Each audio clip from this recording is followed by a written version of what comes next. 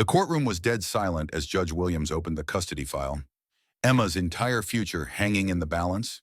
Mike Sullivan gripped Grace Hamilton's hand, his knuckles white with terror, after months of brutal legal warfare. This was it, the moment that would decide whether his 6-year-old daughter would stay with him or be taken away by his wealthy ex-wife and her billionaire husband. Your Honor, Sarah's lawyer had argued just hours before, Mr. Sullivan is a struggling mechanic who can barely make rent, while my clients can provide Emma with every advantage money can buy: private schools, college funds, unlimited opportunities. Mike's heart pounded as he thought about losing Emma, the little girl who was his whole world. Beside him, Grace, the billionaire heiress who had chosen love over luxury, squeezed his hand tighter. Their impossible romance had triggered this custody battle, and now everything they'd built together could be destroyed with a single verdict. Judge Williams cleared her throat. I have reached my decision. Will love triumph over money? Can a poor dad keep his daughter when facing unlimited wealth? Hit that like button if you're rooting for true love. And subscribe for more incredible real-life stories that will restore your faith in humanity.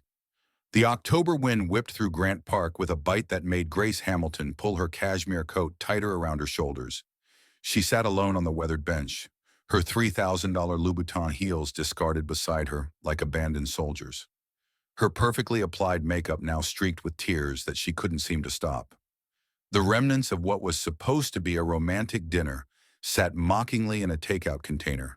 Beside her, a half-eaten slice of cheesecake from Morton's that now tasted like disappointment and lies. 3 hours ago, she'd walked into that restaurant with hope. 3 hours ago, she'd actually believed that maybe, just maybe, this time would be different. So, Grace Hamilton, Richard Blackstone had said before the appetizers even arrived, his predatory smile gleaming in the candlelight.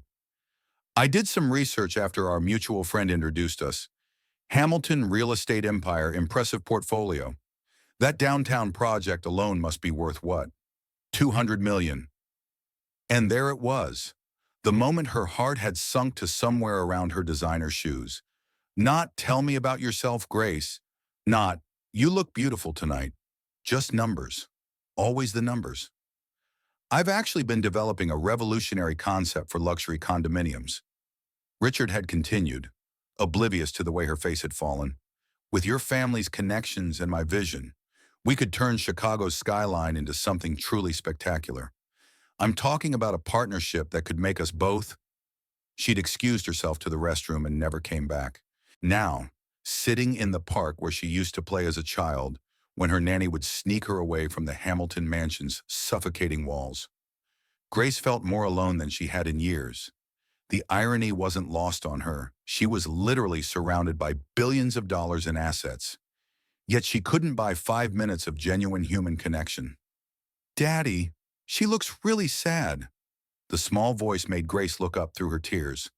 A little girl with wild auburn curls was pointing at her from about 10 feet away, her hand firmly clasped in that of a man who was clearly trying to redirect her attention elsewhere. Emma, sweetheart, we don't point at people, the man said gently, his voice carrying the warm authority of a father who'd had this conversation before. Come on, let's get you home. It's past your bedtime. But the little girl, Emma, wasn't having it. She tugged on her father's hand, her bright green eyes filled with the kind of innocent concern that only children possessed. But Daddy, she's crying. Mama used to cry like that before she went away. Grace watched as the man's expression flickered with something raw and painful. Just for a moment, before he composed himself. He was tall, probably in his mid-30s, with dark hair that looked like he'd been running his hands through it, and clothes that spoke of hard work rather than high fashion. His jeans were faded but clean, his flannel shirt rolled up to reveal forearms marked with the kind of calluses that came from honest labor. There was something about his face open, kind, with laugh lines around brown eyes that suggested he smiled often, despite whatever hardships life had thrown at him. He looked like the kind of man who would give you the shirt off his back without thinking twice about it. Please, Daddy. Emma's voice held that particular note of 6-year-old determination that suggested she wouldn't be easily deterred. Grandpa Joe always said we should help people who were sad.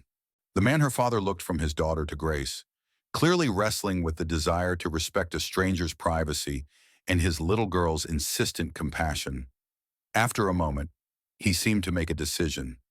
"Hey," he said softly, approaching with Emma's hand still in his. His voice was gentle, careful. "I'm sorry to bother you, but are you okay?" Grace blinked up at him, startled by the genuine concern in his expression. When was the last time someone had asked her that question and actually waited for an answer? When was the last time someone had looked at her and seen a person instead of a dollar sign? "I'm," she started, then stopped. The automatic "I'm fine" that she'd perfected over years of social conditioning died on her lips. Something about this stranger's earnest brown eyes made her want to tell the truth. "I'm having a really terrible night." "Bad date?" he asked, and there was no judgment in his voice, just understanding. Grace let out a laugh that was half sob. "Is it that obvious? The fancy dress, the takeout container, the fact that you're sitting alone in a park at 9 p.m. looking like someone stole your puppy?" he said with a small smile. "I've been there. Well, not exactly there. I don't think I've ever owned anything nice enough to warrant sitting in a park afterward, but I've definitely had my share of disasters." Emma tugged on her father's sleeve. "Daddy, tell her about the lady who tried to sell you insurance during dessert." "Emma," he said, but his tone was fond rather than scolding. He looked back at Grace. "I'm Mike.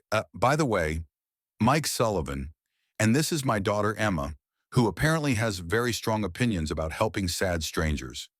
"I'm Grace," she said, and something about the way he waited, not pushing for a last name, not immediately trying to place her in Chicago's social hierarchy, made her feel lighter somehow. "And Emma's right. You should help sad strangers." Emma beamed as if she'd just been awarded a medal. "See? Daddy. She thinks I'm smart." "You are smart, bug," Mike said, ruffling her hair. "Sometimes too smart for your own good." He looked back at Grace. "Do you want to talk about it? Fair warning, I'm better with carburetors than relationship advice, but I'm told I'm a decent listener." Grace found herself nodding before she'd consciously made the decision. "He Googled my net worth before the salad course," she said quietly. "Actually pulled out his phone and showed me the Forbes article about my family's company. Said he was impressed by my portfolio." Mike's expression darkened. "Jesus, what a—" He glanced at Emma and edited himself. "What a jerk." "He had a whole presentation," Grace continued, the words pouring out now like water through a broken dam. "Literally on his phone, about how we could synergize our assets for maximum growth potential." She made air quotes, her voice dripping with disgust. "I don't think he asked me a single question about myself that wasn't related to money." "Did you tell him you collect vintage postcards and make the world's best chocolate chip cookies?" Emma asked seriously. Grace blinked. What? That's what I would want someone to ask me about." Emma explained with the logic of a 6-year-old. "The fun stuff, not boring grown-up things like work." "Emma's right," Mike said, settling down on the bench beside Grace without being invited. Emma immediately climbed onto his lap, making herself comfortable like she belonged there. "The fun stuff is what matters. Though I have to ask, do you actually collect vintage postcards and make killer cookies?" For the first time all evening, Grace felt herself truly smile. "No postcards, but I do make a mean chocolate chip cookie. My grandmother taught me when I was little. Before she trailed off, the memory both sweet and painful. "Before she what?" Emma asked with the blunt curiosity of childhood. "Before she died," Grace said simply. "She was the only person who ever taught me that some things are more important than business meetings and profit margins." Mike's expression softened. "She sounds like she was pretty special." "She was." Grace wiped her eyes with the back of her hand, not caring that she was probably smearing what was left of her makeup. "She used to say that you could tell everything you needed to know about a person by how they treated people who couldn't do anything for them." "Smart lady," Mike said. "I bet she would have hated that guy tonight. She would have thrown her drink at him," Grace said with a laugh that was mostly genuine this time. "She did that once. Actually, to a man who was harassing a waitress at her country club. Got herself kicked out for a month, and she said it was worth every day of it. Emma giggled. I like your grandma. I liked her too, Grace said softly. They sat in comfortable silence for a moment, watching the city lights twinkle beyond the park's trees. Grace couldn't remember the last time she'd felt this normal, like she was just a person talking to other people, not a Hamilton talking to potential business partners or social climbers or fortune hunters. Can I ask you something? Mike said eventually. Sure. What made you go out with him in the first place, I mean? If you don't mind me asking. Grace considered the question. Hope, I guess. A friend set us up, said he was perfect for someone in my position. I thought maybe she meant he was kind, or funny, or, I don't know, normal. She shook her head. I should have known better. They always know. Know what? Who I am, what I'm worth. The words came out more bitter than she'd intended. It's like wearing a neon sign. Available billionaire heiress. Inquire within. Mike was quiet for a long moment. When he spoke, his voice was thoughtful. You know what I think? What? I think maybe you've been going to the wrong places, meeting the wrong people. Where should I be going? Grace asked, genuinely curious. Please don't tell me you're about to suggest some dive bar where real people hang out. I've tried that. Turns out even dive bars have Google. Mike laughed, a warm sound that made Emma giggle in response. No, I was going to suggest something much more radical. Like what? Grocery stores, laundromats, places where people are just living their lives, not hunting or being hunted. He paused. Though I guess the grocery store might be tricky for you. Do you even do your own shopping? Grace felt her cheeks heat up. No, not usually. I have people for that. People for grocery shopping? Emma asked, fascinated. What kind of people? Assistants, Grace said, feeling suddenly ridiculous. And housekeepers, and drivers, and… She trailed off, realizing how completely removed from normal life she sounded. But Mike didn't look judgmental, just thoughtful. Must be lonely, he said quietly. The simple observation hit her like a physical blow. It is, she whispered, and the admission felt like pulling a splinter from her heart. It really is. Emma leaned forward from her father's lap and patted Grace's hand with the gentle solemnity of a much older person. That's okay.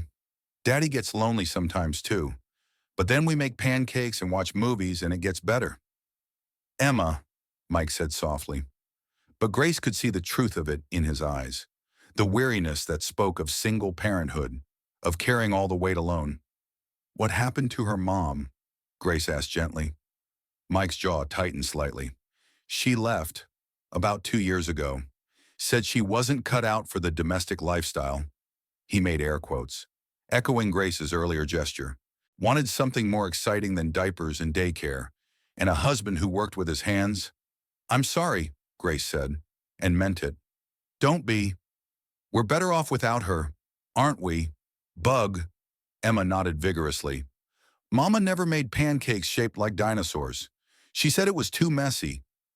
Dinosaur pancakes sound amazing, Grace said. They are Daddy makes the best T-Rex pancakes in the whole world. Right, Daddy. Right, Mike said, but his attention was on Grace. You know, I was going to ask, do you want to ride somewhere? I know you probably have a car service or whatever, but I've got Emma's booster seat in the back of my truck. It's not exactly luxury transportation, but it runs. Grace looked at him, really looked, at his honest face and gentle eyes, at the way he held his daughter like she was the most precious thing in the world, at the genuine kindness in his offer. When was the last time someone had offered her something without wanting something in return? Thank you, she said softly, but I'm actually staying at a hotel nearby. I think I'll walk. I need the air. You sure Chicago's not exactly the safest place for a woman alone at night? The concern in his voice was genuine, not possessive or controlling, just human. I'll be fine, she said, standing and slipping her feet back into her heels. The height difference between them shifted dramatically. but somehow it didn't feel awkward. Thank you, though, both of you. You saved my night. We did, Emma asked, delighted. You absolutely did. Mike stood as well, settling Emma more securely in his arms. I hope your next date is better, with someone who asks about the important stuff, like whether you prefer dinosaur pancakes or regular ones. Grace laughed. Definitely dinosaurs. Good choice, Emma said solemnly. Regular pancakes are boring. Emma's the expert, Mike agreed. Well, Grace, it was really nice meeting you.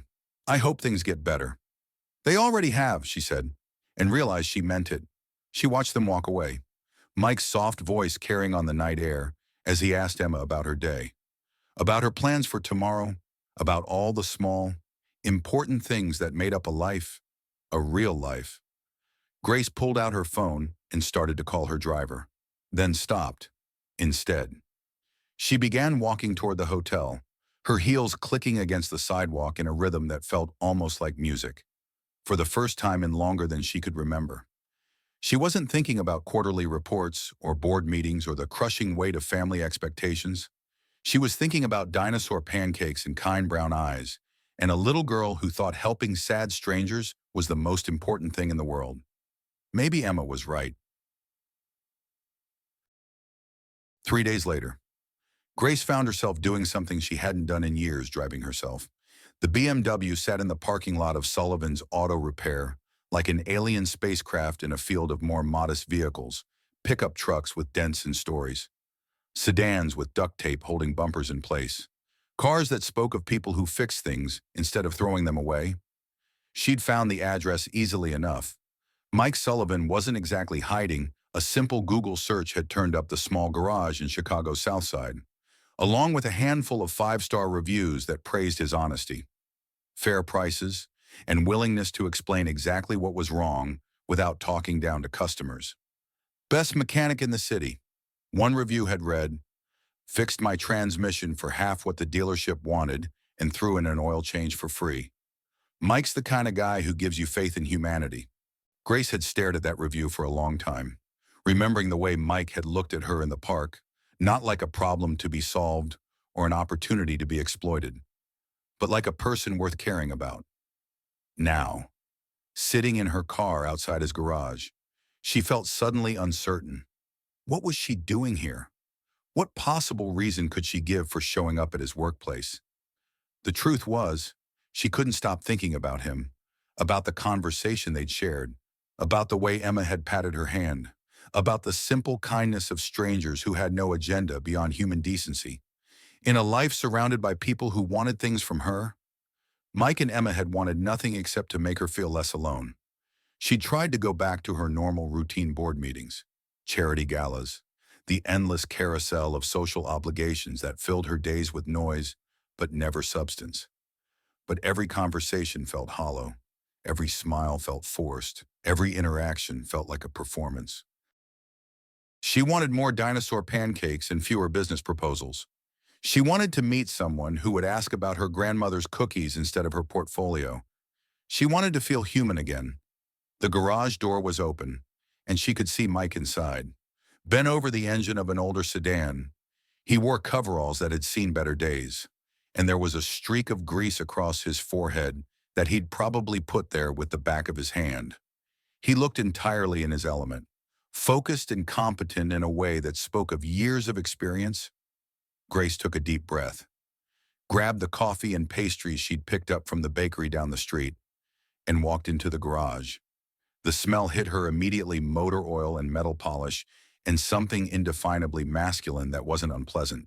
Tools hung in neat rows along the walls, and a small radio played classic rock at low volume. It was orderly but lived in, professional but warm. Be right with you, Mike called without looking up from the engine. Just need to. He straightened and turned, and his words died when he saw her. His face went through a series of expressions: surprise, confusion, and something that might have been pleasure. Grace. Hi, she said, suddenly feeling foolish. I brought coffee and pastries. I thought, well, I wasn't sure if you'd eaten breakfast.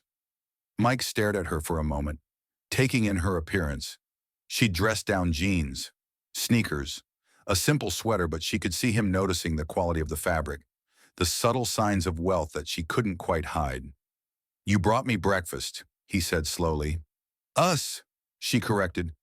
"I brought us breakfast, if you want company. That is, I can leave if this is weird, or if you're busy, or Grace." His voice stopped her nervous rambling. "It's not weird. Well, okay, it's a little weird, but good weird. I'm just surprised." "Why?" He gestured vaguely at the garage, at his coveralls, at the obvious difference between her world and his. "This isn't exactly the Four Seasons." "No," she agreed, looking around with genuine interest. "It's better. It's real." Something shifted in his expression. "Coffee sounds great. Let me just wash my hands." He moved to a small sink in the corner, scrubbing away the grease with practiced efficiency. Grace found herself watching the way his shoulders moved under the coveralls, the easy confidence of his movements. There was something undeniably attractive about a man who was good at his work, who took pride in fixing things, in making them better. "So," he said, drying his hands on a clean towel, "what brings Grace Hamilton to the South Side?" Grace's heart skipped. "You know my last name." "I do now." He leaned against the workbench, studying her. "I may not run in your circles, but I'm not completely cut off from the world. Hamilton Real Estate Empire. Your family owns half of downtown Chicago." "My father does," she said quickly. I work for the company." Mike raised an eyebrow. "Just work for it." Grace felt heat rise in her cheeks. "Okay, fine. I'm the vice president. But I didn't choose it. It was just expected." "Expected by who?" "Everyone, my father, the board, society." She set the coffee and pastries on a clean workbench. "People like me don't get to choose their own lives. We inherit them." Mike was quiet for a moment, processing this. "That sounds lonely." "It is." The admission came easier this time. "That's why I'm here. Actually, the other night, when I met you and Emma, it was the first real conversation I'd had in months, maybe years. Real conversation, where someone talked to me instead of at me, where someone saw me instead of seeing dollar signs." She looked down at her hands.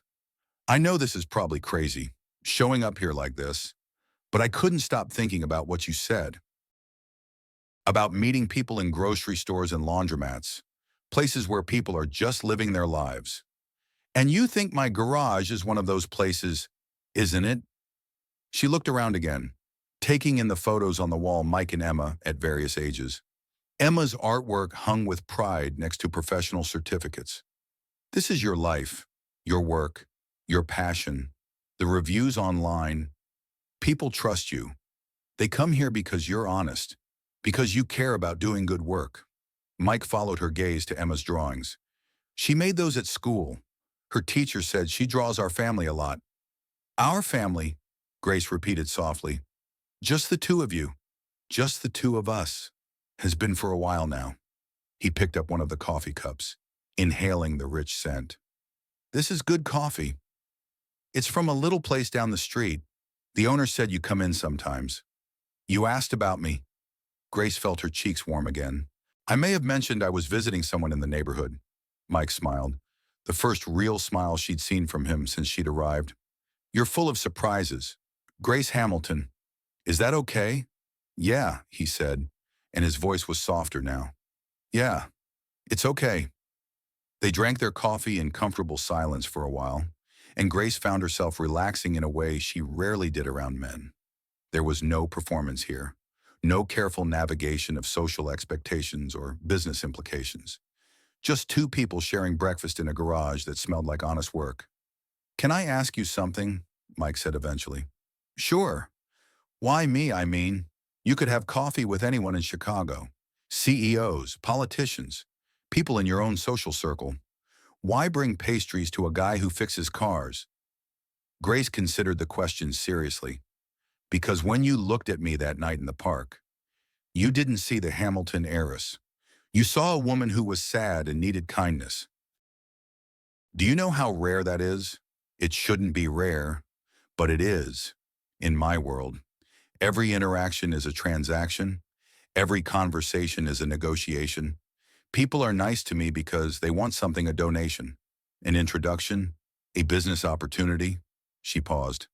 You offered me a ride home because you were worried about my safety, not because you wanted to network or impress me or get something from me, just because you're a decent human being.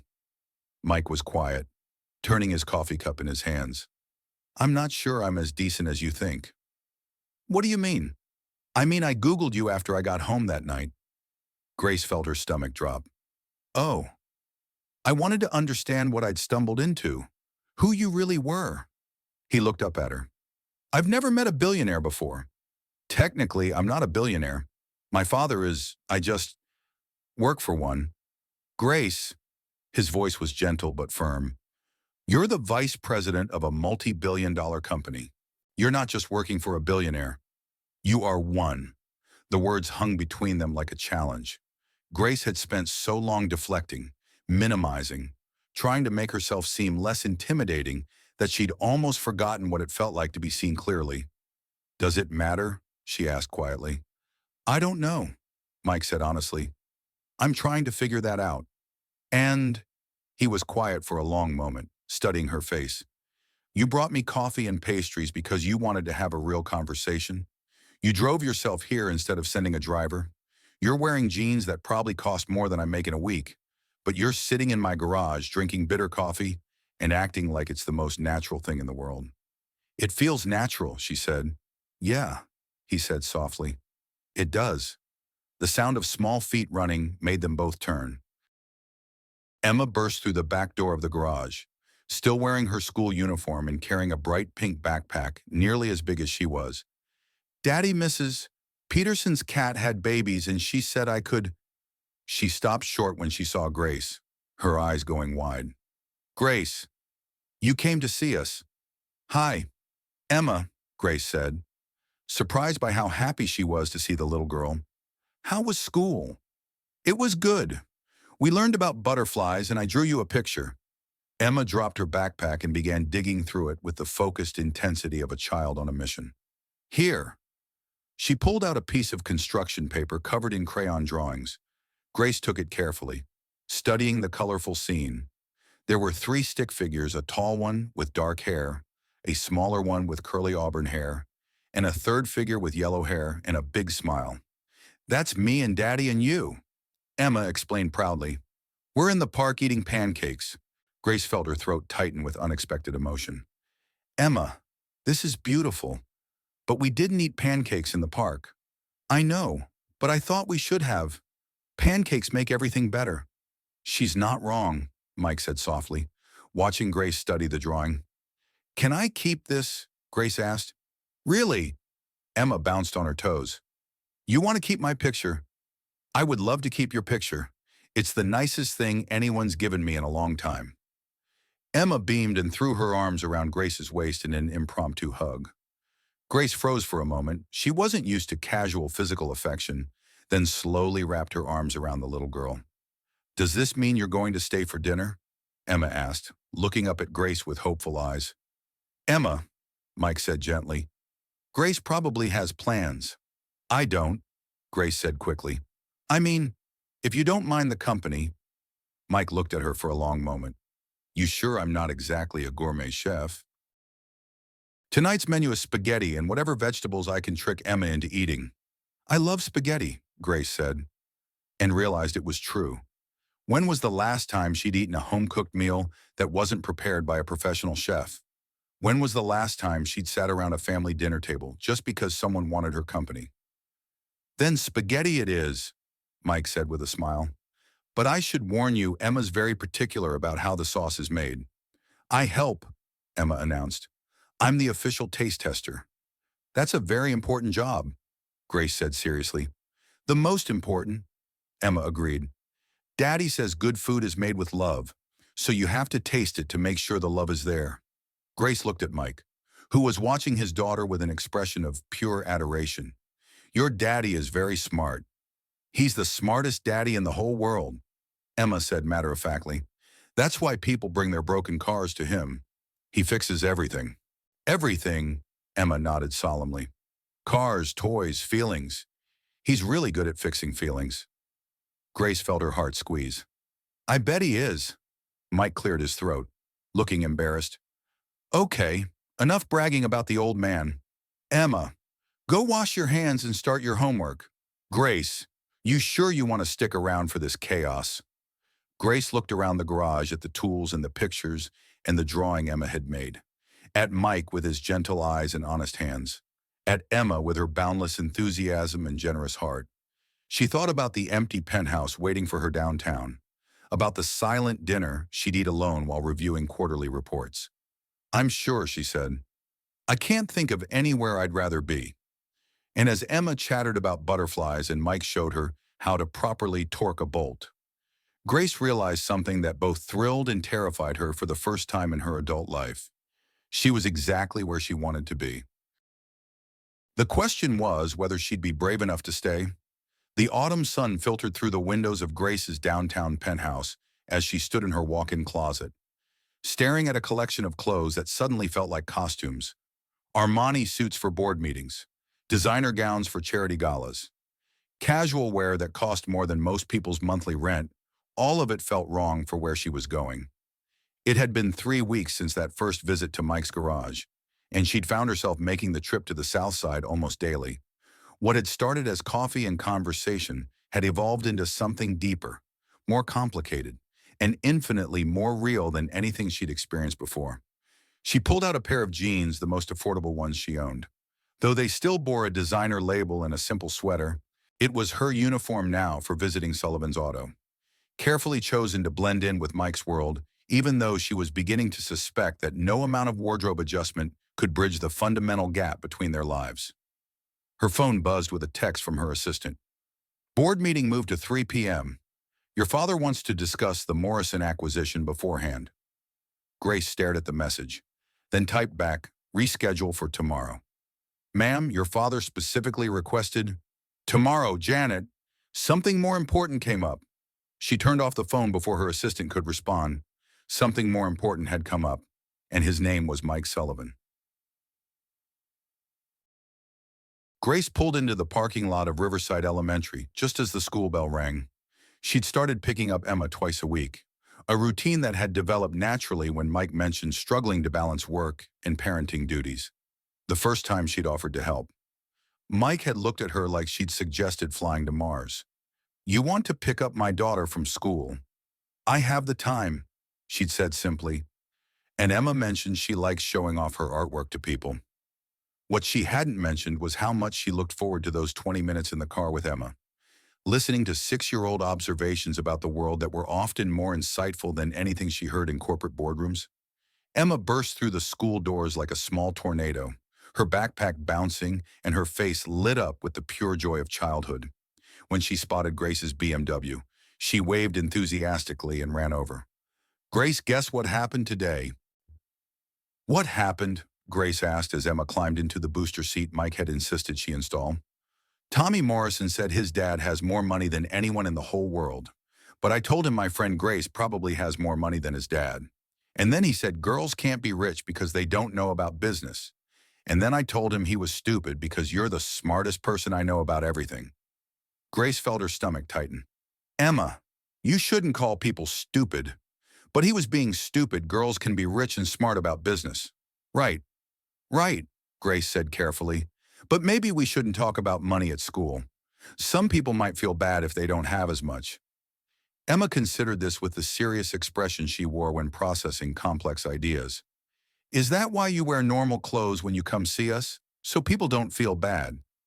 Grace was quiet for a moment, struck by the child's perceptiveness. Something like that. That's nice of you, Emma said matter-of-factly. Daddy says being rich doesn't make you better than other people. It just makes you more responsible to help. Your daddy is right. He's always right about important stuff. Like when he said you were special. Grace's heart skipped. He said I was special. Uh-huh. He told Mrs. Henderson next door that you were different from other rich people Because you have a good heart. What's the difference between rich people and people with good hearts? Grace pulled into the garage parking lot, her mind reeling. How was she supposed to explain the complexity of wealth and class and social expectations to a 6-year-old? I think, she said slowly, that some people let money change who they are. They start thinking it makes them more important than other people. But good people remember that money is just money. What matters is how you treat people. Emma nodded sagely. Like how you treat me and Daddy the same as you treat important business people? Exactly like that. Except you smile more with us. Grace laughed, realizing it was true. You and your daddy are much more fun than business people. They found Mike in the garage office, bent over a pile of invoices with a calculator and a frustrated expression. He looked up when they entered, and Grace noticed the tired lines around his eyes, the way his shoulders carried tension. How was school, Bug? He asked, pulling Emma into a hug. Good. Grace said I shouldn't tell people she's richer than their dads because it might hurt feelings. Mike's eyes flicked to Grace over Emma's head. That's probably good advice. Are you okay? Grace asked, noting the stress in his voice. Yeah, just business stuff. Nothing I can't handle. But Grace had spent enough time around financial problems to recognize the signs. Is it the Morrison account? Mike looked surprised. How did you... The invoice is on top, and you look like someone trying to figure out how to pay bills with money you don't have. She moved closer, glancing at the papers scattered across the desk. He's refusing to pay, says the work wasn't up to his standards, wants me to redo the entire transmission for free. Mike's jaw tightened. 3 weeks of work, and he's claiming I use substandard parts. Grace felt a cold anger settle in her chest. Morrison, as in Morrison Development, one of her family's business partners, as in Richard Morrison, whose son apparently shared his father's arrogant attitudes about money and class. Did you use substandard parts? Grace? Mike's voice was sharp. I've never used substandard parts in my life. I have a reputation to maintain. I know that. I'm asking because I want to help. Help how? Grace hesitated. This was dangerous territory, the place where her two worlds collided in ways that could change everything. I know Richard Morrison. Our companies have done business together. Maybe I could talk to him. Mike went very still. Talk to him how? As someone who knows the quality of your work? As someone who can vouch for your reputation? As someone with enough money and power to make him listen, Mike said quietly. The words hung between them like an accusation. Grace felt the familiar weight of her family name, the way it opened doors and solved problems and created obligations she never asked for. Would that be so wrong, she asked softly. Mike rubbed his face with both hands. I don't know. Maybe it changes things, doesn't it? If you fix my problems with phone calls instead of me fixing them with work. Daddy, Emma said, looking between them with the worried expression children got when adults were upset. Are we going to lose the garage? No, sweetheart, Mike said quickly, lifting her onto his lap. We're going to be fine. Daddy just has to figure some things out. But Grace could see the fear in his eyes, the weight of single parenthood and financial pressure. She thought about the trust fund that generated more money in a month than his garage made in a year. About the casual way she'd bought coffee and pastries that morning without checking the price. Emma, she said suddenly, would you like to see where I work? Emma's eyes went wide. Your office with the big buildings and important meetings? That's the one. Maybe next Saturday we could make a day of it. Can Daddy come too? Grace looked at Mike, whose expression was unreadable. If he wants to. I want to see where Grace works, Emma said, bouncing on Mike's lap. Is it fancy? Do you have a big desk? Do you get to tell people what to do? Yes, it's fancy, Grace said. And yes, I have a big desk. As for telling people what to do, she glanced at Mike again. Sometimes. Mike was quiet for a long moment. Then, okay, Saturday, but just for a few hours. Really? Grace felt a flutter of excitement mixed with nervousness. Really, but Grace, Mike's voice was serious. I don't want you to call Morrison if I can't handle my own business problems. Then maybe I shouldn't be in business. Grace nodded, even though every instinct she had was screaming at her to pick up the phone and solve this with a 5-minute conversation.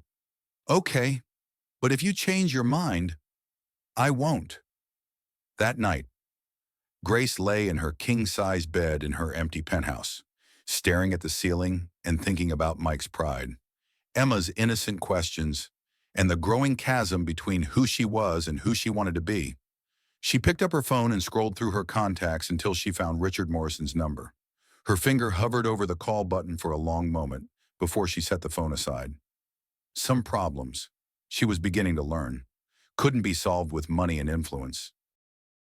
Some things had to be earned the hard way, with work and time and trust. The question was whether she was strong enough to let the people she cared about struggle when she had the power to help them. Saturday morning arrived crisp and clear, with the kind of autumn sunshine that made Chicago's skyline look like something from a postcard. Grace stood in the lobby of the Hamilton building, watching through the floor-to-ceiling windows as Mike's pickup truck pulled up to the valet stand. She could see the valet's confusion through the glass. The Hamilton building didn't typically receive visitors in 15-year-old Ford F-150s with faded paint and a dent in the rear bumper.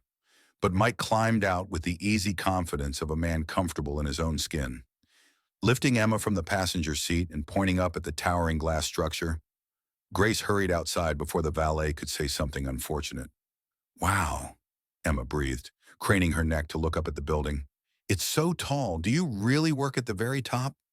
"Pretty close to it," Grace said, smiling at the child's wonder.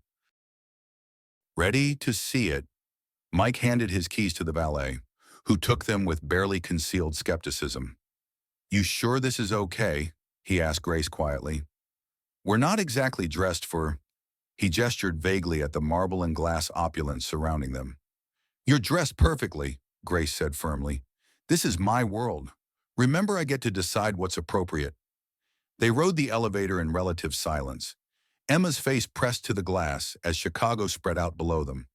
Mike stood with his hands in his pockets, taking in the obvious luxury of their surroundings with an expression Grace couldn't quite read. "Grace," he said as they rose past the 40th floor, "exactly how high up is your office?" 52nd floor.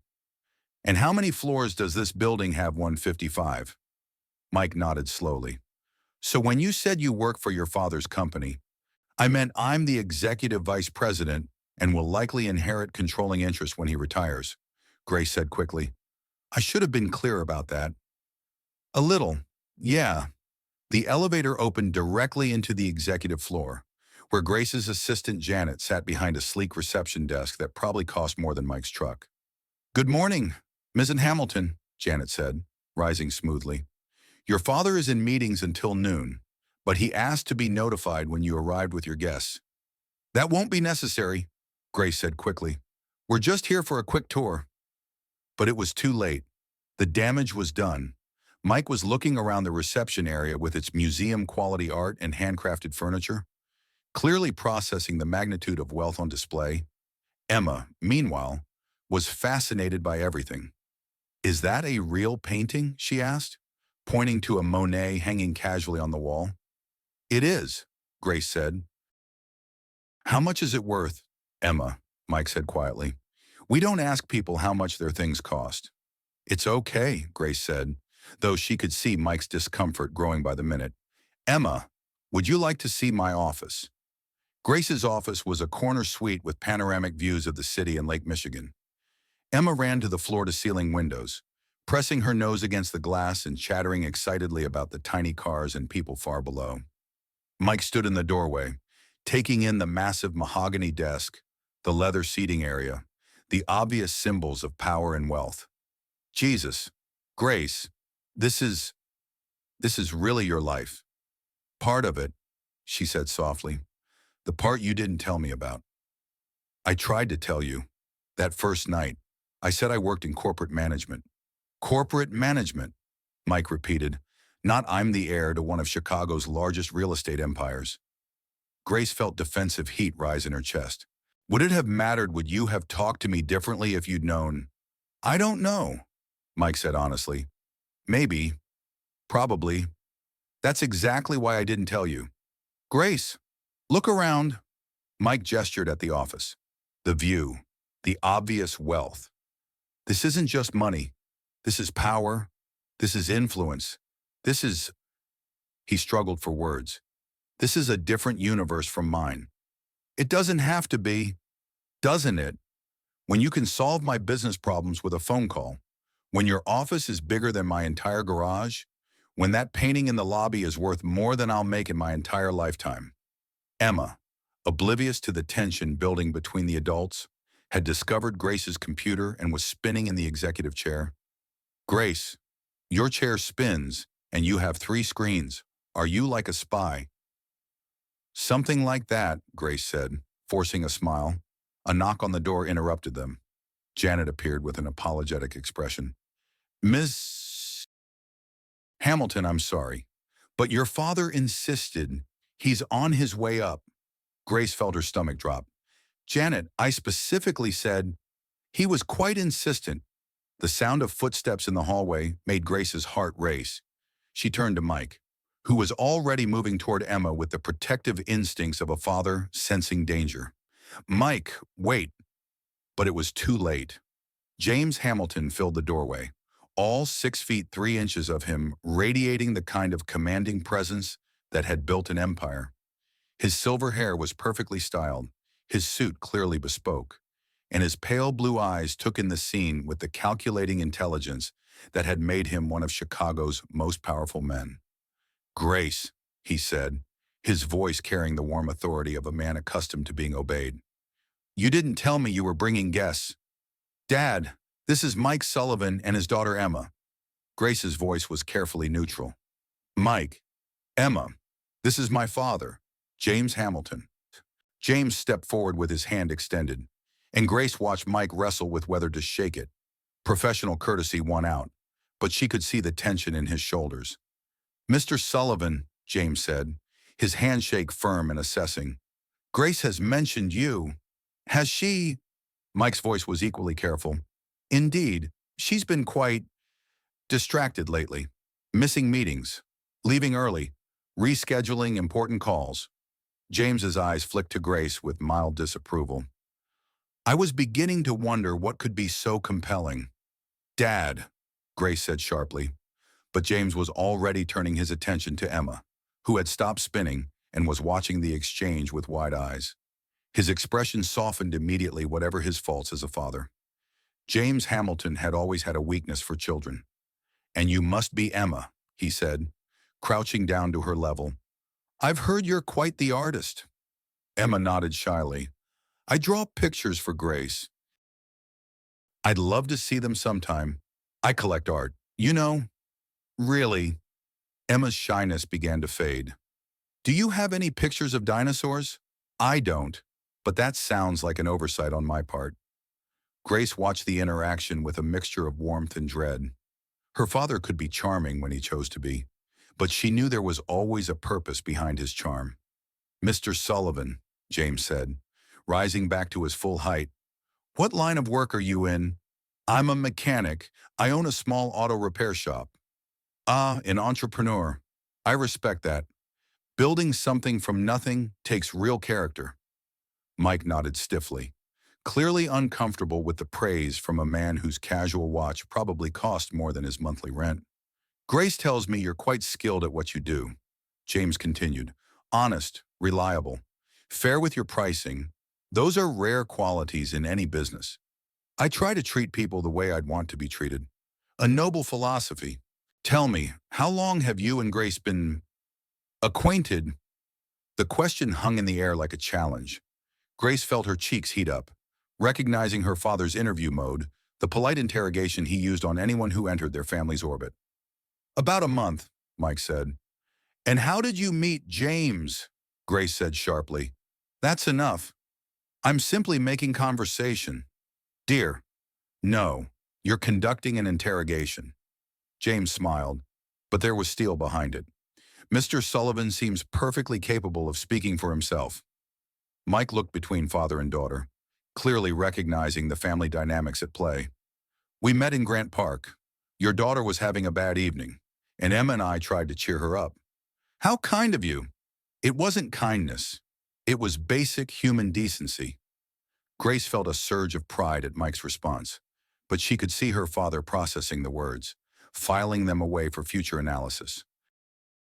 Emma, Grace said quickly, would you like to see the view from the conference room? It's even better than the one from my office. Can I? Emma looked to her father for permission. Go ahead, bug. Just don't touch anything. Grace led Emma out of the office, but not before catching the look that passed between her father and Mike. It wasn't hostile, exactly, but it was measuring, evaluating. The look of a man trying to decide if the person in front of him was a threat, an opportunity, or simply irrelevant.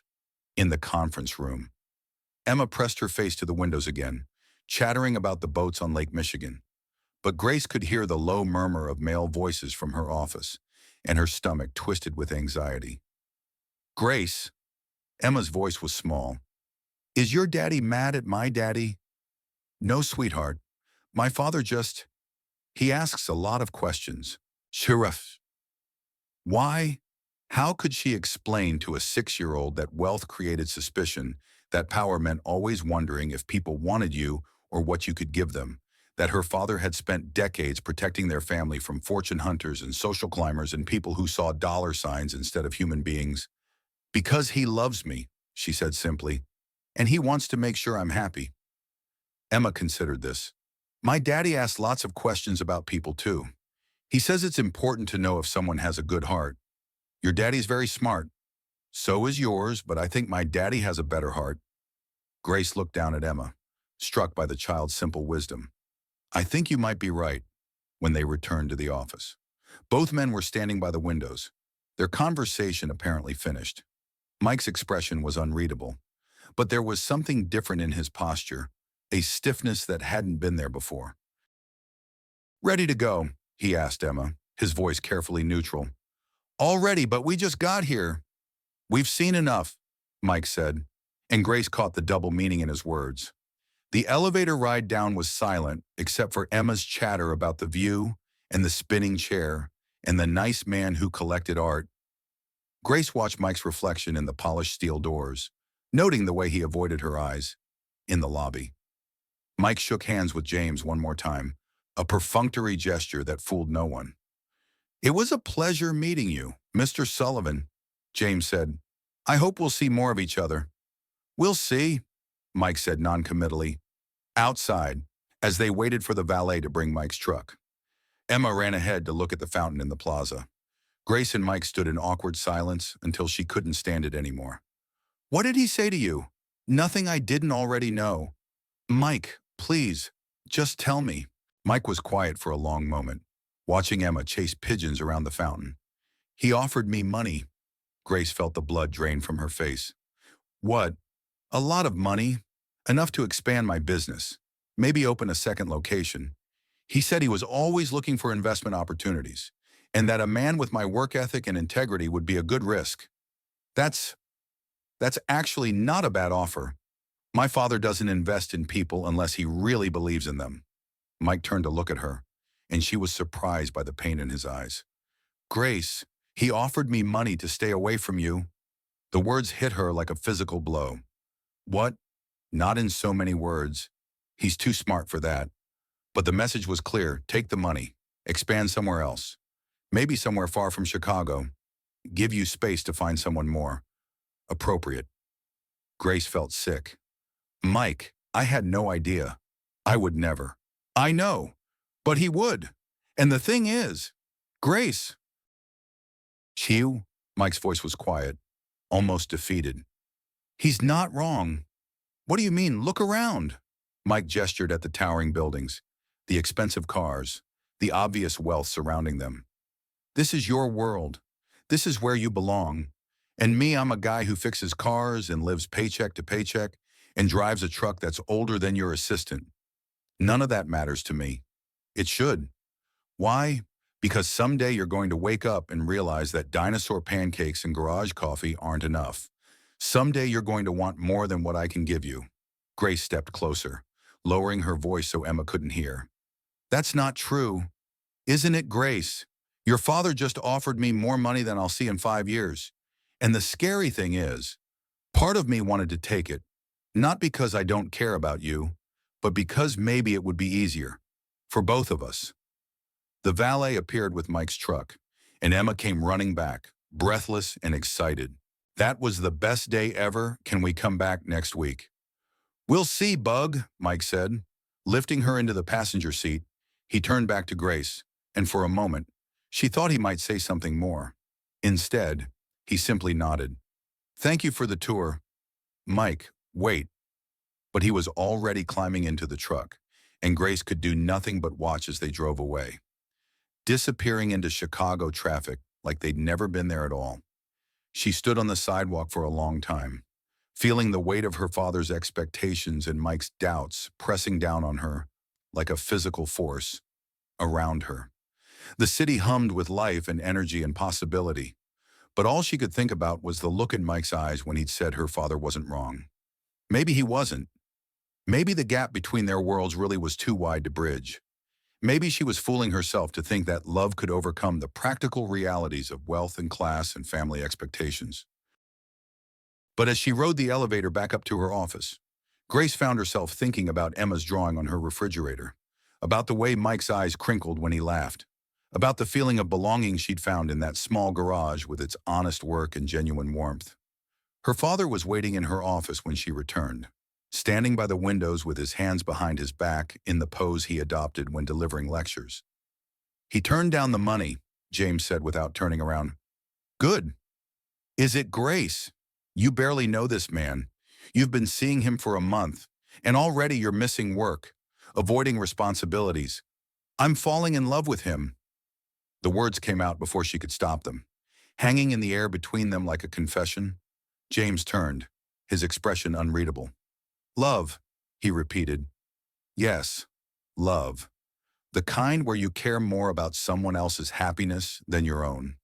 The kind that makes you want to be better than you are. The kind that makes you forget who you are. No, Grace said firmly. The kind that helps you remember who you want to be. James was quiet for a long moment, studying his daughter's face. He's not right for you. Grace. Why? Because he doesn't have money, because he works with his hands, because he doesn't know which fork to use at charity galas, because he can't protect you. The words were quiet, almost gentle, but they carried the weight of years of worry and fear. Grace looked at her father, really looked, and saw past the powerful businessman to the man who'd raised her alone after her mother left, who'd built an empire partly to shield her from a world that could be cruel to wealthy young women. Dad, she said softly, I don't need protecting. Not anymore. Everyone needs protecting. Grace, especially people with what we have. What we have is money. What I've found with Mike is something more valuable. Nothing is more valuable than security. Love is, James sighed, suddenly looking every one of his 62 years. Your mother said the same thing. Grace felt her heart clench. Her mother beautiful, restless, ultimately unable to handle the weight of being a Hamilton wife, was rarely mentioned in their family. Mom left because she couldn't handle this life. Mike isn't Mom. No, James agreed. He's not. But Grace, what happens when the novelty wears off? When you realize that love doesn't pay for Emma's college education or keep food on their table? What happens when he starts to resent you for having everything he'll never be able to give you? That won't happen.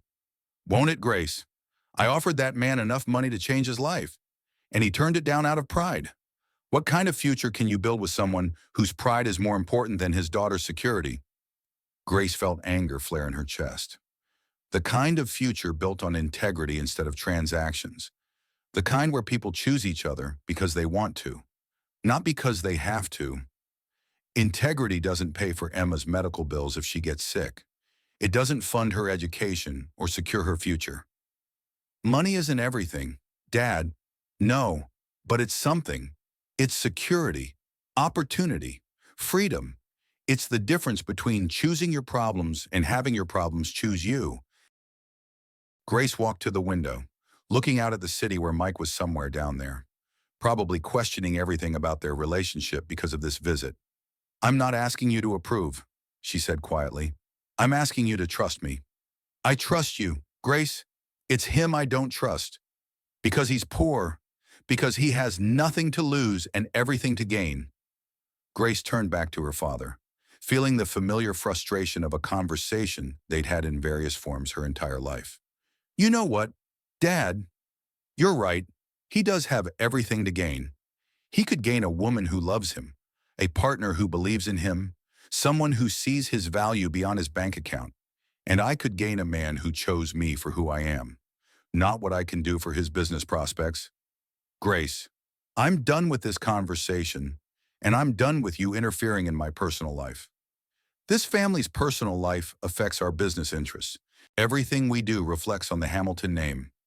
Then maybe it's time I stopped being a Hamilton. The words shocked them both. James went very still, his face pale. You don't mean that. Don't I? Grace felt a strange sense of liberation, as if she'd finally said something she'd been thinking for years. What if I just walked away from the company, from the name, from all of this? You'd give up everything for a man you've known for a month? I'd give up everything for the chance to be happy. James stared at his daughter for a long moment, and Grace could see him struggling with something: love, fear, the weight of expectations that had shaped both their lives. Your mother said something similar once, he said finally, and you let her go. I tried to stop her, offered her everything I thought she wanted: more freedom, less responsibility, a chance to travel and explore and be whatever she wanted to be. His voice was quiet, distant. She left anyway. Because you were trying to fix her unhappiness with money and power? You never asked what would actually make her happy. I'm asking you, what would make you happy? Grace? The question hung between them, simple and complex at the same time. Grace thought about Mike's laugh, Emma's artwork, the way it felt to be valued for who she was rather than what she represented. A life that feels real, she said simply. Work that matters, people who see me, a family that chooses each other every day. And you think you can have that with him? I think I want to try. James nodded slowly, the motion of a man accepting something he didn't like but couldn't change. Then try. But Grace, yeah. When it falls apart, and it will fall apart, I'll be here. The company will be here. Your place in this family will be here. It's not going to fall apart. I hope you're right. For your sake. I genuinely hope you're right. Grace left the office that day with her father's words echoing in her head and a growing certainty that she was about to face the hardest choice of her life. Because deep down, in a place she didn't want to acknowledge, she knew that Mike was pulling away. She'd seen it in his eyes when her father had spoken to him, felt it in the careful distance he'd maintained as they'd said goodbye. The question was whether their love was strong enough to survive the weight of her world pressing down on them. She was about to find out. Grace didn't hear from Mike for 3 days. She told herself he was busy, that the garage required his full attention, that he needed time to process what he'd seen and experienced in her father's building. But by Tuesday evening, when her texts were going unanswered and her calls were going straight to voicemail, she couldn't pretend anymore. Something was wrong. She drove to the garage just after sunset, her heart pounding with a mixture of anxiety and determination. The lights were on inside, and she could see Mike working alone under the hood of a sedan. Emma was nowhere to be seen, which meant it was after her bedtime. Grace sat in her car for a moment, gathering courage. Through the windows, she could see Mike moving with practiced efficiency, completely absorbed in his work. There was something almost meditative about watching him, the way his hands knew exactly what to do. The quiet confidence of a man doing what he was born to do. She got out of the car and walked into the garage, the familiar smells of motor oil and metal polish surrounding her like a welcoming embrace. We're closed, Mike said without looking up. It's me. His hands stilled on the wrench he was holding. Slowly, he straightened and turned to face her. His expression was carefully neutral, but she could see the tension in his shoulders, the wariness in his eyes. Grace, you've been avoiding me. Mike set down his tools and reached for a rag, wiping his hands with unnecessary thoroughness. I've been busy. Mike, please, talk to me. What do you want me to say? I want you to tell me what you're thinking. I want you to explain why you haven't returned my calls, why you're looking at me like I'm a stranger. Mike leaned against the workbench, crossing his arms over his chest. I'm trying to figure out if I ever knew you at all. The words hit her like a slap. Of course you know me. Huh. Do I, because the woman I thought I knew was Grace, just Grace, the woman who brought me coffee and played with my daughter and sat in my garage like she belonged there. But it turns out that woman is actually Grace Hamilton, heir to a billion-dollar empire, who lives in a penthouse and has lunch with senators and can solve any problem with a phone call. I'm the same person. Are you? Mike's voice was sharp, because I've spent the last 3 days thinking about our conversations, and I'm starting to wonder how much of what you told me was true. Grace felt tears prick her eyes. Everything I told you was true. You said you worked in corporate management. I do. You said you weren't used to being treated like a normal person. I'm not. You said you were lonely. I am ye. But you never said you could buy and sell my entire life 10 times over without it affecting your bank balance. You never said your father owns half of Chicago. You never said you're one of the most powerful women in the city. Grace wiped her eyes with the back of her hand. Would it have mattered? Yes, Mike said quietly. It would have mattered because it would have helped me understand why this could never work. Why can't it work?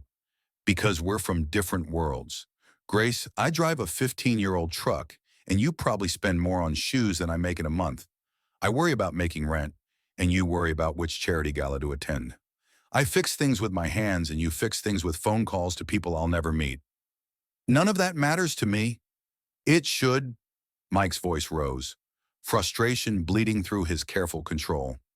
Grace, your father offered me enough money to completely change my life, and the only reason I turned it down was pride. How fucked up is that? It's not fucked up. It's integrity. No, it's stupidity. Do you know what that money could have done for Emma College Fund? Better neighborhood, opportunities I can't give her on my own. He ran his hands through his hair. But I turned it down because I was too proud to admit that maybe your father is right. Maybe you deserve better than what I can offer. Grace stepped closer, her heart breaking at the pain in his voice. Mike, you're everything I want. I'm a mechanic. Grace, I barely graduated high school. I live paycheck to paycheck. And my idea of a fancy dinner is takeout that doesn't come with a toy. You're educated, sophisticated, powerful. You could have anyone. I don't want anyone. I want you. Why? The question came out like a challenge. What could I possibly give you that a dozen other men couldn't give you better? Grace looked at him, really looked, taking in the grease stains on his shirt, the calluses on his hands, the honest exhaustion in his eyes. How could she explain that everything he saw as inadequacy, she saw as authenticity? How could she make him understand that his worthiness had nothing to do with his bank account? You give me truth, she said quietly. You give me a place where I can just be Grace, not the Hamilton heiress. You give me Emma's laughter and dinosaur pancakes and the feeling of being chosen for who I am instead of what I represent. That's not enough to build a life on. Why not? Because real life isn't dinosaur pancakes and coffee in garages. Real life is mortgages and medical bills and college tuition and 1,000 other things that require money we don't have. Grace's heart leaped at the word, even in the context of his argument. Mike caught the slip, his jaw tightening. I don't have, but we could. Mike, I have enough money for both of us, for Emma, for whatever kind of life we want to build together. And that's exactly the problem. How is that a problem? Because what happens when you get tired of supporting me? What happens when you decide you want a partner instead of a dependent? What happens when Emma needs something expensive and I can't provide it? But you can, Grace felt frustration building in her chest. You're borrowing trouble that doesn't exist. Isn't it, Grace? Be honest, if Emma needed surgery tomorrow, who would pay for it? I would. Exactly. If she wanted to go to private school, who would pay for it? Mike. If we got married and wanted to buy a house, who would pay for it? We both would. With your money. Grace fell silent, seeing the trap he'd built with his questions. Because he was right in any major financial decision, her resources would dwarf his contributions. The practical realities of their income disparity meant that she would always be the primary provider, and he would always be dependent, she said quietly, understanding finally settling in. Yeah, dependent, and maybe that would be okay for a while, but eventually, it would eat at me. It would change how I see myself, how Emma sees me, how you see me. I would never, you might not mean to, but Grace, when someone else is paying for your life, you're not really living it. You're just existing in it. Grace felt tears spill over because she could see the logic in his argument even as her heart rebelled against it. So what are you saying? I'm saying maybe your father is right. Maybe we should end this before it gets more complicated. It's already complicated. I'm in love with you. The words hung between them, raw and honest and desperate. Mike's expression cracked, just for a moment, and she could see the love and longing he was trying so hard to suppress. Grace, he said softly, I'm in love with you, she repeated, stepping closer. And I think you're in love with me too. So why are we talking about ending things instead of figuring out how to make them work? Because sometimes love isn't enough. That's bullshit, and you know it.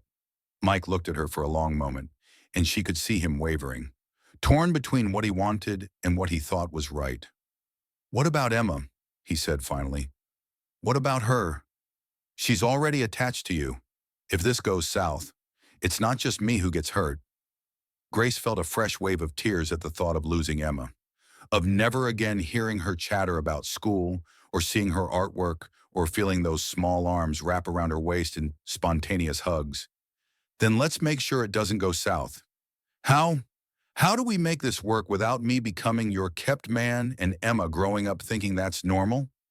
Grace was quiet for a moment, thinking, what if I stepped back from the company? Mike's eyes widened. What? What if I walked away from Hamilton Real Estate, started my own business? Something smaller. Something where I'd be building from the ground up instead of inheriting everything. Grace, you can't be serious. Why not? I've been thinking about it anyway. The company, it's my father's dream, not mine. Maybe it's time I figured out what my dreams are. You'd give up billions of dollars to slum it with a mechanic. I'd give up billions of dollars to build something real with the man I love. Mike stared at her, and she could see him processing the magnitude of what she was suggesting. Your father would never allow it. My father doesn't get to choose my life. He'd cut you off. Maybe. Probably. But Mike, what's the point of having all that money if I can't spend it on what makes me happy? And if you regret it, if you wake up in 5 years and realize you gave up everything for a guy who fixes cars? Grace stepped closer, close enough to touch his face, to feel the warmth of his skin under her fingers. Then I'll know I chose love over fear. I'll know I tried. Mike closed his eyes, leaning into her touch despite himself. Grace, I love you, she whispered. I love Emma. I love the life we're building together. Even if it's messy and complicated and completely different from what I thought I wanted. What if it's not enough? What if I can't make you happy? What if you can? Mike opened his eyes, and for a moment, Grace saw the man who had offered her comfort in a park, who had welcomed her into his world without asking for anything in return. The man who loved his daughter fiercely and worked with integrity and treated her like she was precious. This is crazy, he said softly. The best things usually are. Mike was quiet for a long moment, and Grace could practically see him working through the implications, the challenges, the 1,000 ways this could go wrong. But she could also see something else, hope, fragile but real. If we do this, he said finally, we do it right. Equal partners, equal decisions, equal responsibilities. Equal partners, Grace agreed. And if your father tries to interfere, I'll handle my father. And if this gets too hard, if the money thing becomes a problem, then we'll figure it out together. Mike nodded slowly, and Grace felt her heart begin to hope. Okay, okay. Let's try. Let's see if we can build something real. Grace threw her arms around his neck, not caring about the grease on his shirt or the oil under his fingernails. She kissed him like he was salvation, like he was home, like he was everything she'd been searching for without knowing it. When they broke apart, both breathing hard, Mike rested his forehead against hers. You know this isn't going to be easy, right? Nothing worthwhile ever is. Your father is going to hate this. My father will learn to live with it.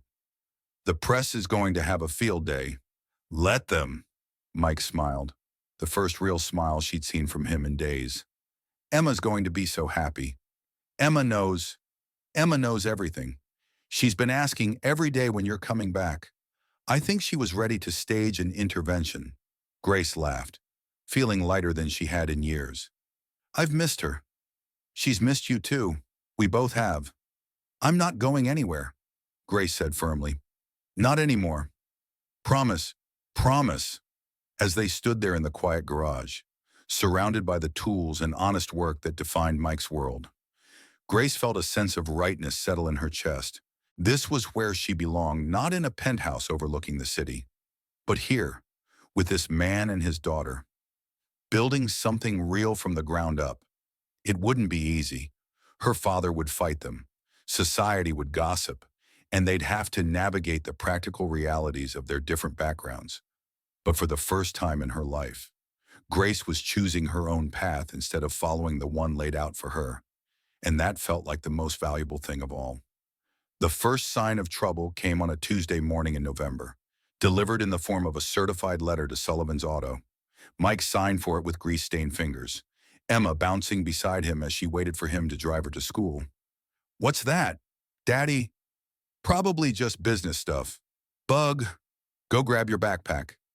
But as Mike read the legal document, his blood ran cold. Sarah Mitchell, formerly Sarah Sullivan, was petitioning for custody of Emma, citing substantial changes in the child's environment and concerns about the father's ability to provide adequate care. The letter was signed by Harrison, Burke and Associates, one of Chicago's most expensive law firms. The kind of firm that didn't take cases unless someone was paying them very, very well. Mike's hands were shaking as he folded the letter and slipped it into his pocket. Emma came running back with her pink backpack, chattering about a science project on butterflies, completely oblivious to the fact that her world might be about to implode. The answer to Sarah's sudden interest came to him with sickening clarity as he remembered the photos that had appeared in the Chicago Tribune's Society section last week, pictures of him and Grace at Emma's school Halloween parade. Local heiress Grace Hamilton steps out with mystery man, the caption had read. The article had identified Mike as a South Side auto mechanic and speculated about the unlikely romance between the billionaire's daughter and the working-class single father. Sarah had seen the pictures. Sarah had done the math. And Sarah had realized that her ex-husband was dating one of the wealthiest women in Chicago. Mike called Grace immediately. Mike, is everything okay? You sound... Sarah's suing for custody. The silence stretched so long that Mike wondered if the call had dropped. Grace. I'm here. I'm... Mike. I'm so sorry. What does the petition say? Mike read the key phrases: substantial changes in environment, exposure to inappropriate adult relationships, father's inability to provide adequate financial security, concerns about the child's emotional welfare.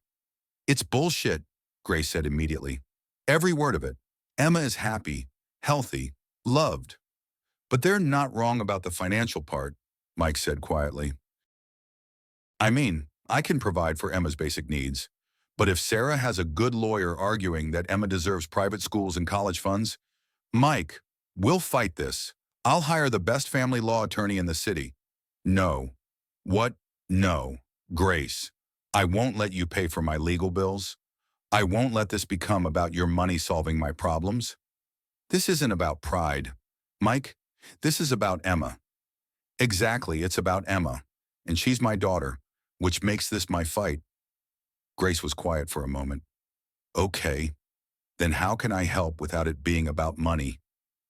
Mike closed his eyes, overwhelmed by gratitude for a woman who understood the distinction. Just be there. Emma's going to need stability through this, and you're part of that now. I'm not going anywhere. It got ugly faster than Mike had anticipated. By the end of the week, a private investigator was parked across from the garage, taking pictures.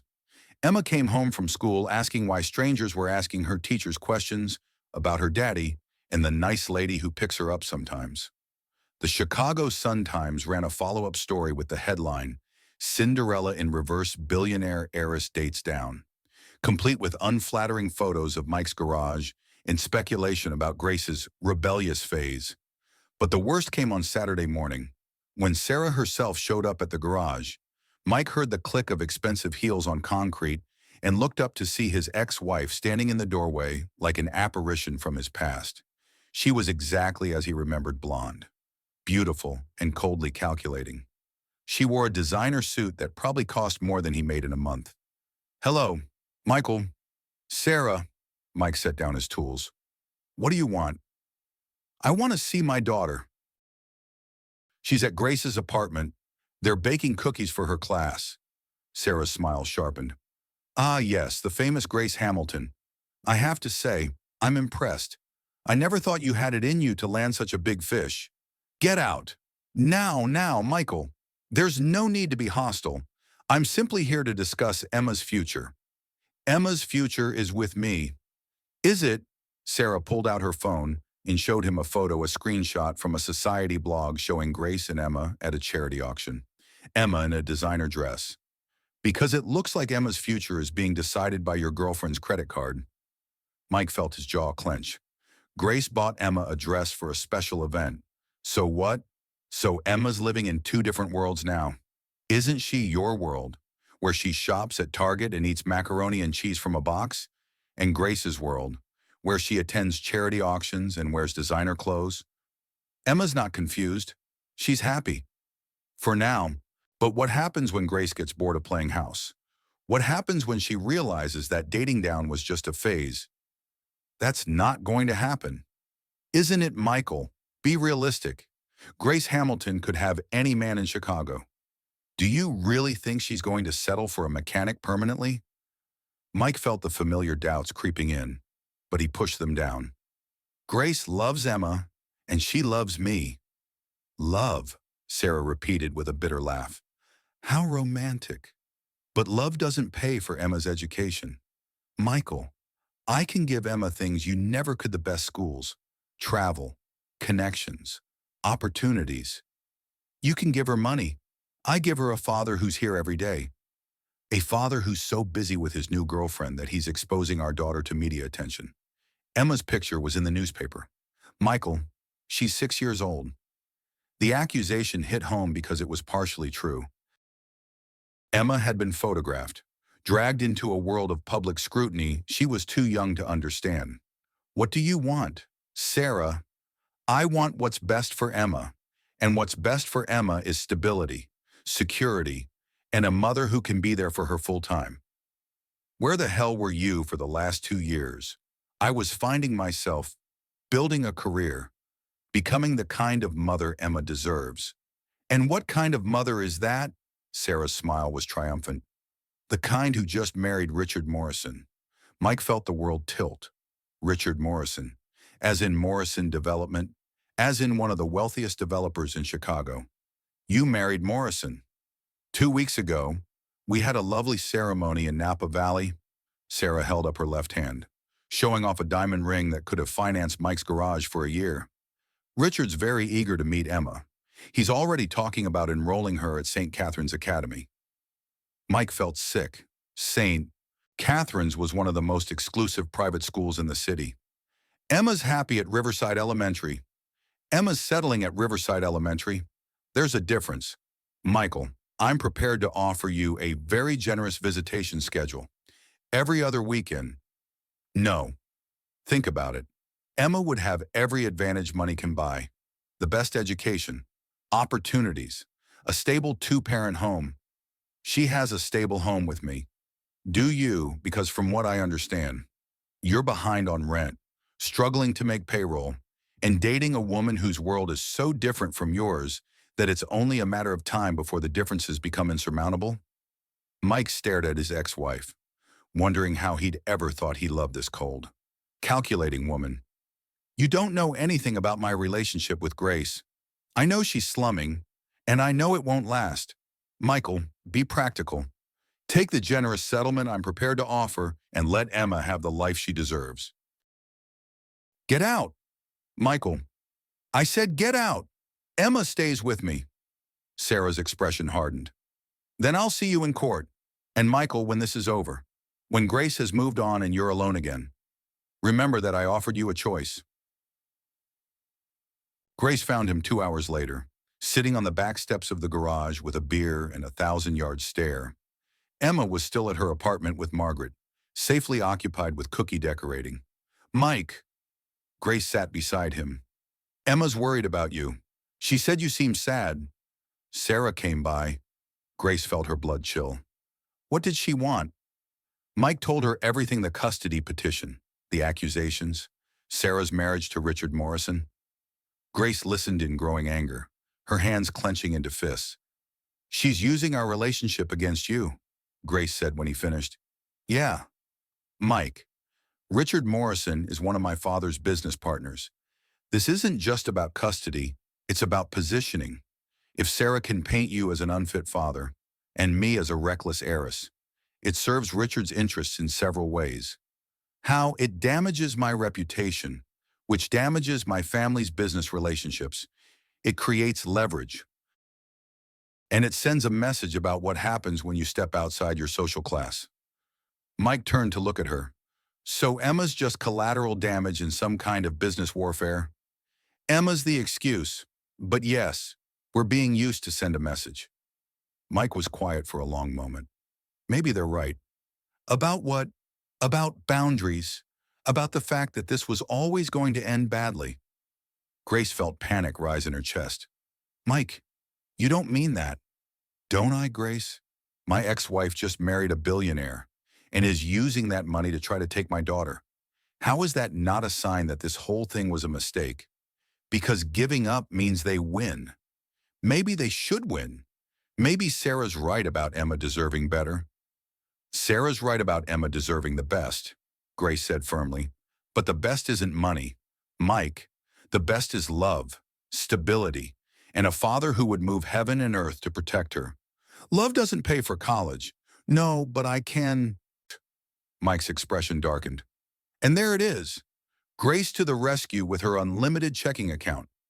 That's not what I meant. Isn't it, Grace? Don't you see what's happening? Every problem becomes something you can solve with money.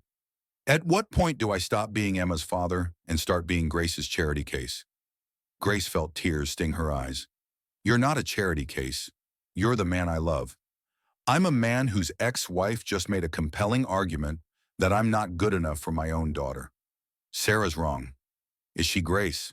If you were a judge choosing between a single father who struggles financially and a married couple with unlimited resources, what would you choose? Grace was quiet, because the answer was complicated. I'd choose the parent who loved Emma most. That's what you'd want to choose. But would you? Mike, I need to ask you something.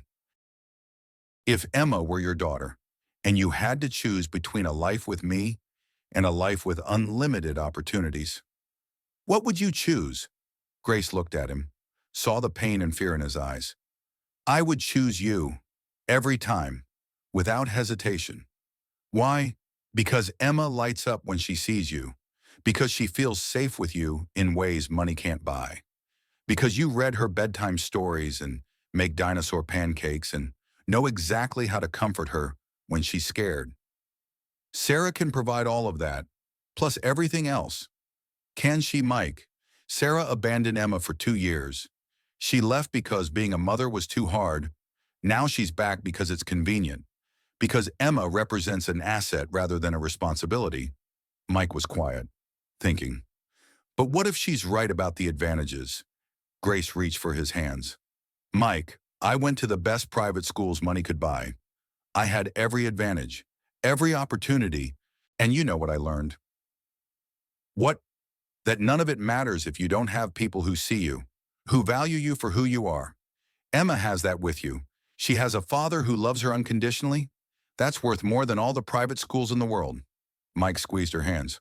What if we lose? Then we appeal. And if that doesn't work, we make sure Emma knows she's loved, and this isn't about her. It's about adults making complicated decisions. And what if this destroys us? Grace was quiet for a moment. Then we'll have tried. We'll have fought for something real, and Emma will know we loved her enough to fight.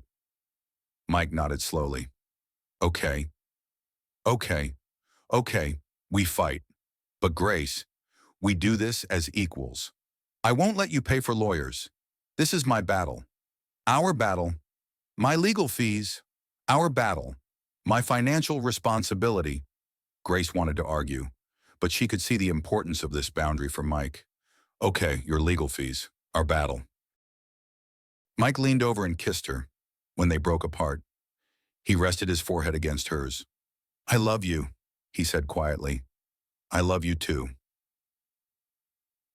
The custody hearing was scheduled for a cold December morning. 3 weeks before Christmas, Grace sat in the back of the courtroom, watching Mike confer with his attorney, Patricia Chen, a sharp-eyed woman who specialized in family law. Mike had insisted on paying for his own representation, even though it meant taking out a loan against the garage. Grace had wanted to help, but Mike's pride had won out. Sarah sat at the plaintiff's table, looking every inch the prosperous suburban mother. Beside her, Richard Morrison radiated quiet confidence. Their attorney was Harrison Burke himself, whose fees started at $800 an hour. Emma was not in the courtroom. Both sides had agreed that a 6-year-old shouldn't be subjected to the adult drama. She was at school, unaware that her future was being decided by strangers. All rise, the bailiff called. The Honorable Judge Patricia Williams presiding. Judge Williams was a woman in her 50s with sharp eyes that missed nothing. She had a reputation for fairness, but little patience for games. Be seated, Judge Williams said. This is a petition for modification of custody in the matter of Mitchell versus Sullivan. Mr. Burke, you may proceed. Burke's opening was polished and devastating. Your Honor, this case is about what's best for Emma Sullivan, a bright 6-year-old who deserves every opportunity. Mrs. Mitchell has established a stable, 2-parent household with significant financial resources that can provide Emma with educational opportunities, financial security, and advantages that her current situation cannot match. He gestured to documents. The evidence shows that Mr. Sullivan is struggling financially, behind on payments, and involved in a highly publicized relationship that has exposed Emma to unwanted media attention inappropriate for a child her age. Burke painted Mike's relationship with Grace as unstable and harmful to Emma. This is not the stable, child-focused environment Emma needs. Patricia Chen's response was more passionate. Your Honor, this case is about love, consistency, and what actually makes children thrive. Emma has spent 6 years with a father who has been her constant, her security, her source of unconditional love. Chen moved closer to the judge. Does Emma need the most expensive private school? Or a parent who shows up to every school play? Does she need a trust fund? Or a father who reads bedtime stories every night? Mrs. Mitchell abandoned Emma for 2 years because parenthood was too demanding. Now she's back, not because of maternal instincts, but because her new marriage makes having a stepdaughter socially advantageous. The testimony was brutal. Sarah presented herself as a reformed woman, ready to be the mother Emma deserved. I was young when Emma was born, she said. I wasn't ready for the responsibility. I thought stepping back was honest rather than staying and resenting the limitations. But I've grown. I've learned what really matters. And what is that? Burke asked. Family, stability, being able to provide not just emotionally, but practically. I can give Emma things Michael never could. On cross-examination, Chen was ruthless.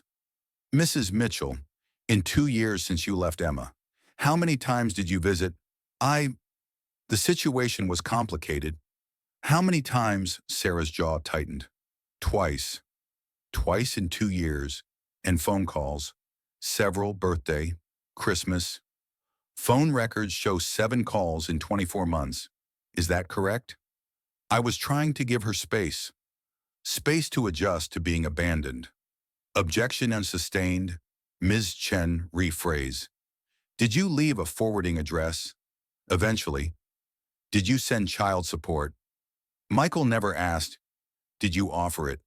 No, when Mike testified. His words were simple and devastating. Emma is my whole world. Everything I do is about what's best for her. When she was sick with pneumonia, I slept beside her bed for a week. When she was scared about kindergarten, we practiced walking to school together every day. She includes Grace in her drawings because Grace has become part of our family. Chen walked him through his life, his business, finances, relationship with Grace, his parenting. Mike answered honestly, never pretending he could provide the material advantages Sarah could offer.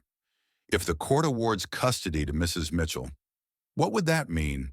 Mike's voice was thick with emotion. It would mean losing the most important thing in my life.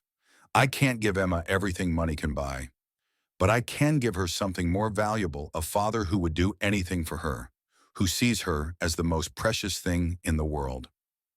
On cross-examination, Burke tried to paint Mike as financially irresponsible. Isn't it true you're 3 months behind on loan payments? Yes. And you've mortgaged your garage for legal fees? Yes. And your relationship with Mrs. Hamilton has resulted in unwanted media attention. Some attention, yes, but Emma understands. And we've talked about how to handle it. If Emma needed expensive medical treatment, could you pay for it? Mike hesitated. I would find a way. But Ms. Mitchell could simply write a check. Couldn't they? Money isn't everything, Mr. Burke. But it's something, isn't it? Mike looked directly at Judge Williams. Money can buy opportunities, but it can't buy love. It can pay for private schools, but it can't ensure someone will show up to every parent-teacher conference. It can fund college, but it can't provide the security of knowing your parent will always be there. When Grace testified, she felt the weight of everyone's attention. How would you describe your relationship with Emma? Chen asked. I love her, Grace said simply. She's extraordinary bright, funny, kind, creative. She's taught me things about love and family I never understood. And your relationship with Mr. Sullivan, Mike is the most honorable man I've ever met. He's devoted to Emma, works incredibly hard, and has more integrity than anyone I know. Why are you choosing to build a life with someone whose financial situation is so different? Grace looked at Mike. Because wealth without love is just loneliness with better furniture. Because Mike sees me as a person, not a bank account. Because Emma and Mike have taught me what real family looks like. On cross-examination, Burke tried to portray her as naive. You've only known Mr. Sullivan a few months. Yes. This represents a significant departure from your usual social circle. Yes, thankfully. When the novelty wears off, won't you return to your own social class? Grace felt anger flare. Mr. Burke, I've spent my life in my social class, surrounded by people who measured worth in dollars. I've never been happier than with Mike and Emma. Your presence has complicated things: media attention, social pressures. The attention exists because people are fascinated by choosing love over money. Emma is learning to navigate it with grace because she has adults who model those qualities. If you and Mr. Sullivan broke up, what would happen to Emma? The question hit like a blow. That's not going to happen. But if it did, Grace looked at Emma's empty chair. I would hope Emma and I could still have some connection. I love her independently of my relationship with her father. Character witnesses were powerful. Emma's teacher testified about Mike's consistent involvement, about Emma's obvious security and happiness. Margaret testified about the changes in Grace since meeting Mike and Emma, how she'd become warmer, more grounded. Mrs. Henderson spoke about watching Mike raise Emma alone, about the devoted father he'd been. Dr. Reynolds testified that Emma was healthy and well-adjusted. The most powerful testimony came from another school parent. I've watched Mike Sullivan at every school function, Halloween parade, Christmas concert, science fair. He's always there. He knows all Emma's friends' names, volunteers for trips, helps with projects. Emma runs to him after school like he's the best part of her day. The three of them together, they're a family. Emma is loved, deeply, completely loved. That's not something you can buy. Burke's closing was logical, focused on practical advantages.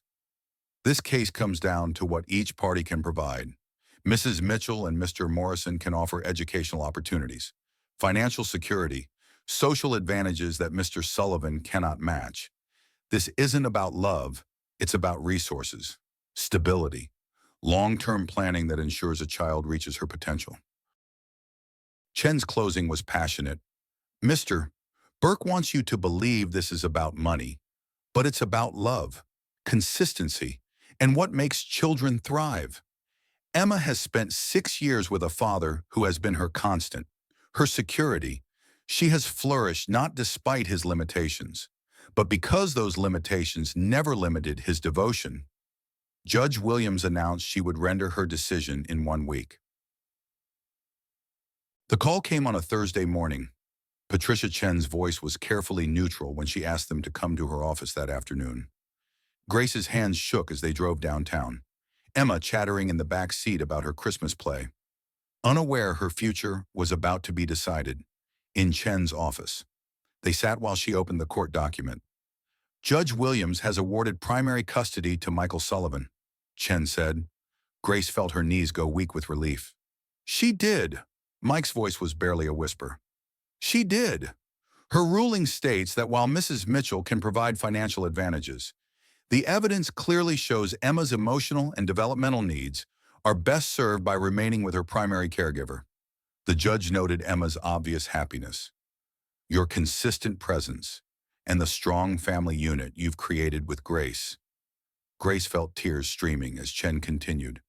Judge Williams specifically noted Mrs. Mitchell's 2-year absence, minimal contact, and lack of support raised serious questions about her commitment.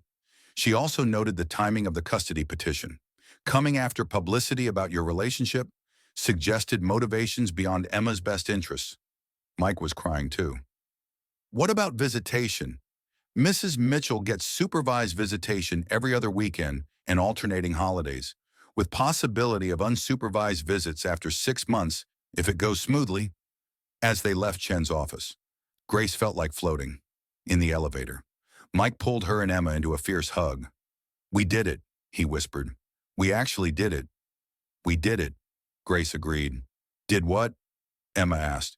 Nothing, sweetheart, Mike said.